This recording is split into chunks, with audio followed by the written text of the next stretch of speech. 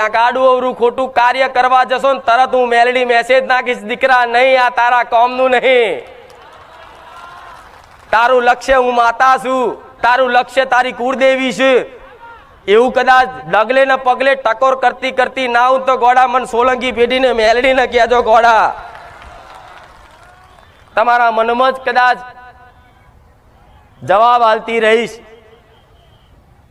ગમે તે કઈક, ગમે તે અવસર, ગમે તે પરિસ્થિતિમાં તમારું મન આડી અવરી દિશાએ ભાગવાનું કરશે ને તો તરત મારી મેલડીને કદાચ એક સ્મરણ કરતા, યાદ કરતા, અને જેના કદાચ મનમાં હું બેસી જઈશું ને એને તો ડગલે ને પગલે ટકોર કરીશ, દીકરા તારું કામ નહીં. અને કરું છું. કદાચ ચોરી કરવા જશો ને તો અંદરથી હું મેલડી બોલીશ, દીકરા ચોરી કરવું પાપ છે, ચોરી ના કરતો તારી માતાનો ભેટો કરી આલીશ. ક્યાંક કદાચ બેમાની કરવાની ઈચ્છા થઈ જાય, કદાચ ચોરી કરવાની ભાવના જાગી જાય અને મજબૂરી જબરી હોય ને એ ટાઈમે કદાચ હું મેલડી કદાચ તમારો પગ નહીં ઉપાડવા દઉં. આવું સોલંકી પેઢીની માતા બોલું છું.